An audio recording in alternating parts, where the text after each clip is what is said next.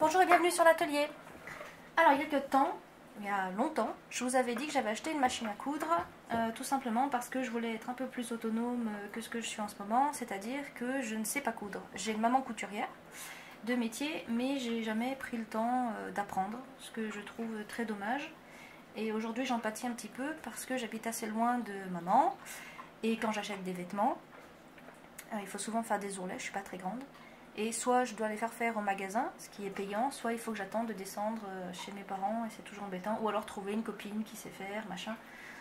Bon, c'est relou.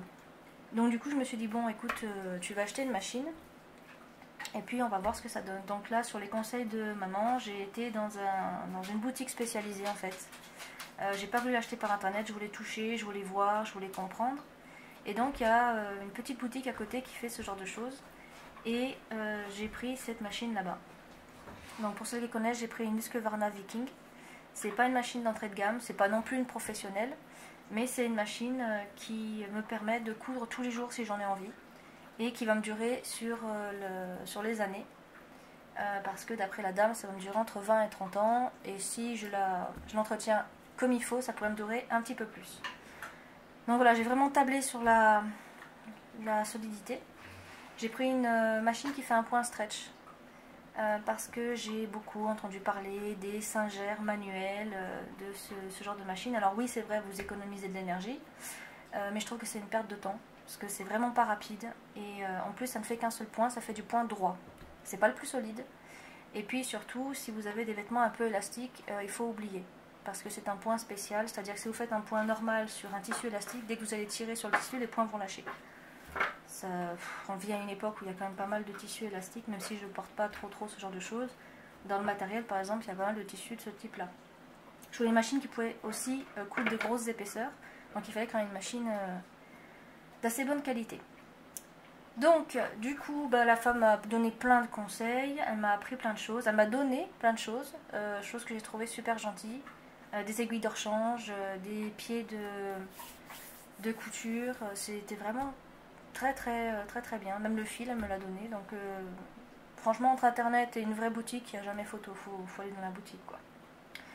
Donc pour commencer à coudre, parce que je suis quand même débutante, je voulais coudre droit, c'est quand même ce qui est le plus important dans la couture, donc je me suis pas embêtée, j'ai pris des draps, que j'avais plein de draps qui servaient à rien, qui étaient en train de pourrir dans le placard au cas où on ait des invités qui viennent, mais bon c'était quand même dommage. Donc je me suis servi de drap dont je ne me sers jamais pour faire des mouchoirs. C'est vraiment le truc le plus basique et c'est vraiment le plus utile pour apprendre à coudre droit parce que c'est 4 ourlets finalement. Donc très simple, vous coupez des carrés. Moi ils sont de 30 par 30 et vous repliez un côté puis vous faites des coutures. Moi j'ai pris ce point là parce que je le trouve joli, mais on peut très bien prendre un autre point. Et voilà, c'est vraiment le plus simple à faire. Je me suis même pas embêtée en fait à couper au ciseau. J'ai mis un coup dans le tissu, j'ai tiré dessus.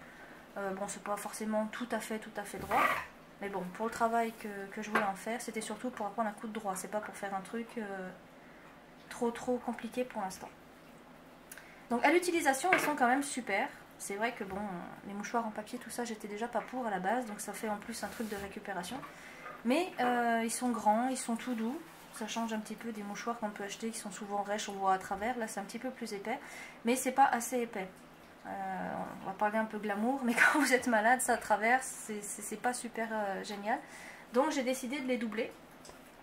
Alors, 2 carrés de 30 cm ou une grande longueur de 60 qu'on replie. J'ai rogné un petit peu les bords ici, je trouve que ça fait plus joli, comme ça. Et ça fait des trucs vachement plus épais. On peut même s'en servir de lingettes pour les bébés ou pour nous-mêmes. Et même de chiffon pour la maison.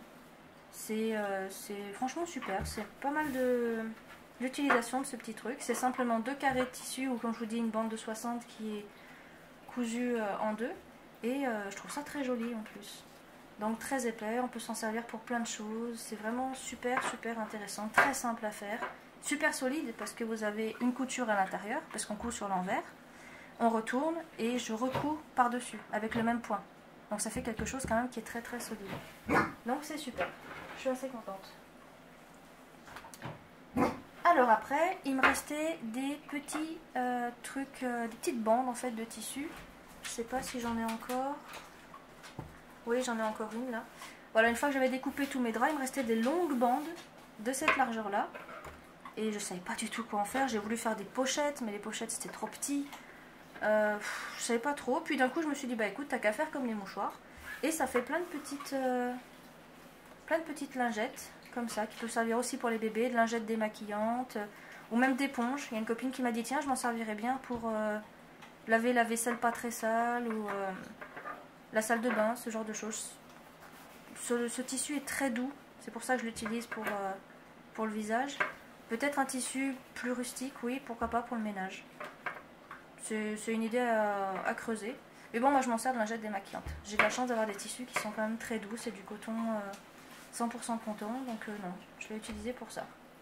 Donc là j'ai changé de point, enfin de largeur de point, sinon ça fait ça. Là j'ai changé de point, par contre, j'ai fait un point zigzag tout simple. Donc voilà, je suis assez contente de mes petits trucs. Non, j'aime bien. C'est beaucoup de récup, vous voyez, c'est toujours le même motif. Parce que c'est toujours les mêmes draps. Et avec un drap, en fait, on fait énormément de choses. C'est pas les seules choses que j'ai faites avec ces draps-là. Je m'étais entraînée à faire des petites pochettes. J'ai encore des mouchoirs, j'ai encore pas mal de trucs. Avec un drap plat, on fait énormément de choses. C'est super intéressant en termes de récupération.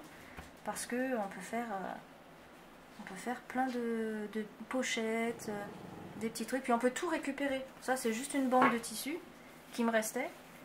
Qui était large comme ça, j'ai fait un repli, j'ai fait un autre repli et puis une couture au milieu et ça peut toujours servir à faire une petite sangle pour un sac ou quelque chose de mignon. On peut tout récupérer. C'est pas forcément par radinerie ni forcément par récup non plus, mais c'est vraiment pour m'entraîner. Je veux vraiment pouvoir m'entraîner pour pouvoir faire plein de choses par la suite. Là c'est deux petits trucs, deux petites ébauches de pochettes. Donc celle-là me sert pour ranger les petites lingettes que je vous ai montrées. Alors j'ai pu me servir de mes boutonnières, donc boutonnière automatique. C'est quand même vachement pratique quand on ne sait pas trop faire. Donc voilà, boutonnière automatique.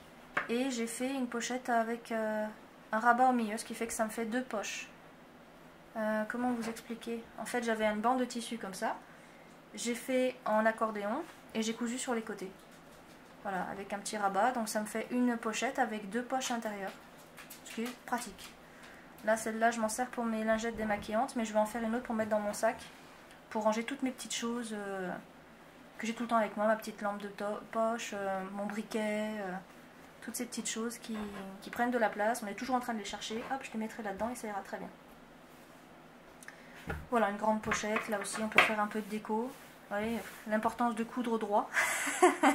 On peut vite dériver et se tromper. Donc voilà. À force, on y arrive. J'ai fait des surpiqûres sur les côtés parce que ça reste quand même un sac qu'on va utiliser sans arrêt. On va tirer sur les côtés. Vous voyez, là déjà, j'ai vu que ça avait fait ça, donc il faut que je repasse un petit coup. Là, il ne faut vraiment pas hésiter à surpiquer. Même si c'est pas super joli, c'est pas grave. Moi, je surpique et puis comme ça, je suis tranquille. Donc voilà, je me suis vraiment pas embêtée. C'est vraiment pour m'amuser. Récupérer tout ce tissu qui me reste, les boutons sont récupérés, tout est récupéré, je cherche vraiment à m'amuser. En attendant de pouvoir faire des beaux vêtements, des robes et tout ce qui va bien. Oui, puis il y a un truc que j'ai récupéré aussi sur les draps. Vous savez, c'est le bord hop, du drap, comme ça, avec le petit élastique. Et là, je me suis dit, pourquoi pas essayer de coudre des sortes de bourses. Pour récupérer encore, vous voyez, hop, on enlève ce bout là, ça fait une bourse comme ça. Pourquoi pas tester l'ouverture élastique. Je sais pas, je verrai, je vais voir. Il y a plein de morceaux tout le temps à récupérer, même si vous voulez faire des mouchoirs, il vous restera toujours des chutes. Et avec les chutes, vous aurez toujours plein de choses à faire. Et n'hésitez pas à le faire, travaillez tout le temps, il faut essayer de tout récupérer parce que ça nous donne des idées, ça peut nous aider à faire plein d'autres choses, c'est vraiment super génial. Donc voilà, c'était une petite vidéo pour vous tenir au courant, ouais, voir ce que j'ai fait. Comme je vous dis, la machine manuelle, j'ai arrêté l'idée, j'ai vraiment pas aimé, ça m'a pas plu. Je veux vraiment une machine polyvalente, oui c'est vrai, ça utilise de l'électricité, oui c'est vrai, ça utilise de l'énergie. Mais quelquefois, il faut savoir faire un compromis. On a tellement de choses à faire quand on fait des choses maison qu'il faut pas perdre de temps. Là, la machine, je l'ai pour un moment. C'est facile à faire, c'est rapide. Tout ça c'est ce que j'ai fait en quelques heures hier. Et encore, j'ai pris du temps parce que je me suis amusée avec les points, parce que j'ai cherché comment faire. J'ai fait plein de trucs. Tout ce que vous voyez là, plus encore d'autres choses, c'est ce que j'ai fait hier en quelques heures. Donc avec une machine manuelle, je sais même pas si j'aurais pu faire tout ça. Et une machine manuelle ne fait pas de grosses épaisseurs. Là, c'est rien pour ma machine, une épaisseur comme ça. Mais pour une épaisseur, pour une machine manuelle, c'est déjà difficile, quoi. Donc comme je veux faire quelque chose, quelquefois d'épais avec des vieux tissus, des tissus très épais comme le velours ou la laine bouillie, il faut quand même prendre une machine qui vaut le coup, quoi. Donc voilà, bah écoutez, je vous dis à bientôt sur l'atelier du moustique. Et puis, de toute façon, on se tient au courant.